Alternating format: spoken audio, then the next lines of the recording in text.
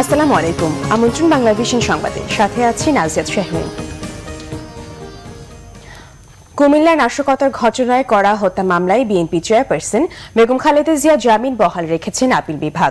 রাষ্ট্রপক্ষের করা আপিল আবেদনের ওপর শুনানি শেষে রবিবার প্রধান বিচারপতি সৈয়দ মাহমুদ হোসেনের নেতৃত্বে 4 সদস্যের বেঞ্চ এ আদেশ দেন।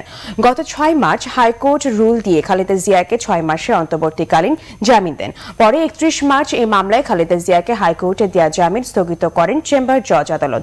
2015 সালের 2 ফেব্রুয়ারি রাতে কুমিল্লার 14 গ্রামে উপজেলার জগমোহন এলাকায় কক্সবাজার থেকে ঢাকাগামী যাত্রীবাহী একটি বাসে পেট্রোল বোমা হামলা হয়। এতে 8 জন যাত্রী অগ্নিদগ্ধ হয়ে মারা যান ও 27 জন আহত হন।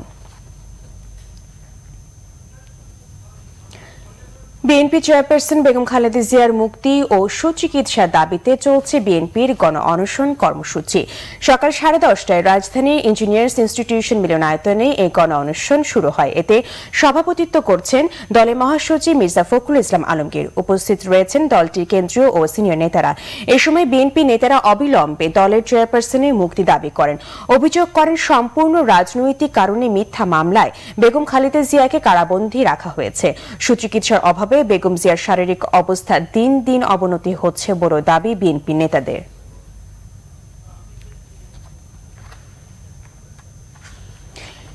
বিএনপি চেয়ারপারসন বেগম খালেদা জিয়ার প্যারোলে মুক্তির বিষয়ে আবেদন করলে আইনগত ব্যবস্থা নেওয়া হবে বলে জানিয়েছেন স্বরাষ্ট্রমন্ত্রী আসাদুজ্জামান খান।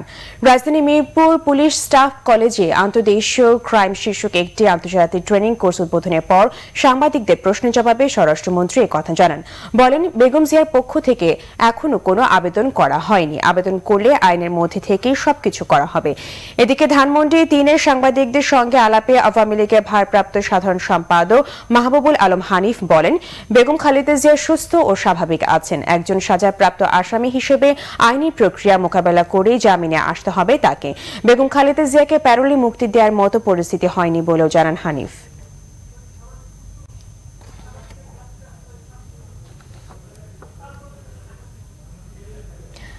ফেনীর সোনাগাজীতে অগ্নিদগ্ধ মাদ্রাসা ছাত্রীর শারীরিক অবস্থা আশঙ্কাজনক। সকালে তার অবস্থার অবনতি হলে তাকে ঢাকা মেডিকেলে বার্ন ইউনিটের আইসিইউতে স্থানান্তর করা হয়। তার চিকিৎসার জন্য 8 সদস্যের মেডিকেল বোর্ড গঠন করা হয়েছে। উন্নত চিকিৎসার জন্য ফেনী থেকে শনিবার ঢাকা মেডিকেলে ভর্তি করা হয় ওই মাদ্রাসা ছাত্রীকে। মাদ্রাসার অধ্যক্ষের বিরুদ্ধে শ্লীলতাহানির মামলার জেরে তার গায়ে আগুন ধরিয়ে দেওয়া হয় বলে অভিযোগ তার পরিবারে। শনিবার সকালে পৌর শহরে সোনাগাজী ইসলামিয়া সিনিয়র ফাজিল মাদ্রাসার অধ্যক্ষ সিরাজউদ্দৌলার পক্ষে কয়েকজন শিক্ষার্থী তাকে ডেকে ছাদে নিয়ে যায়। অধ্যক্ষের বিরুদ্ধে করা মামলা তুলে নিতে চাপ দেয় তারা। রাজি না হলে তার গায়ে কেরোসিন ঢেলে আগুন দিয়ে পালিয়ে যায় দুর্বৃত্তরা। 27 মার্চ মাদ্রাসায় নিজের কক্ষে ডেকে অধ্যক্ষ শ্লীলতাহানি করেন এমন অভিযোগে মামলা করেন ওই ছাত্রী। ওই মামলায় অধ্যক্ষ সিরাজউদ্দৌলা এখনো কারাগারে।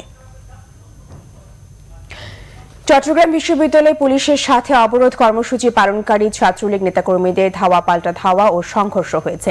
ছাত্রলীগ কর্মীদের ছত্রভঙ্গ করতে টিয়ার শেল ছোড়ে পুলিশ। 6 ছাত্রলীগ কর্মী বিরুদ্ধে অস্ত্র মামলা প্রত্যাহার, প্রক্টরের পদত্যাগ সহ 4 দফা দাবিতে অবরোধ কর্মসূচি পালন করছে বিশ্ববিদ্যালয়ের শাখা ছাত্রলীগ। বিশ্ববিদ্যালয়ের প্রধান ফটকে তালা লাগিয়ে অবরোধ করে ছাত্রলীগের একাংশ। বন্ধ করে দেওয়া হয় বিশ্ববিদ্যালয়গামী বাস ও শাটল ট্রেন চলাচল। পরে পুলিশ তাদের প্রধান ফটক থেকে সরে যেতে বললে পুলিশের সাথে সংঘর্ষ বাধে। এ সময় পুলিশকে লক্ষ্য করে ইট পাটকেল ছোড়ে তারা। পুলিশও পাল্টা কাঁদানে গ্যাস ও টিয়ার শেল নিক্ষেপ করে। অবরোধের কারণে সকাল থেকে নগরীর 16 শহর স্টেশন থেকে কোনো শাটল ট্রেন বিশ্ববিদ্যালয়ে যেতে পারেনি। ফলে দুর্ভোগে পড়েন শিক্ষার্থীরা। হাটহাজারী থানার ওসি বেলাল উদ্দিন জানান, ছাত্রলীগের 2 গ্রুপের বারবার সংঘর্ষের ঘটনায় ছাত্রলীগ কর্মীদের বিরুদ্ধে মামলা হয়। পরিস্থিতি মোকাবেলায় ক্যাম্পাসে অতিরিক্ত পুলিশ মোতায়েন করা হয়েছে।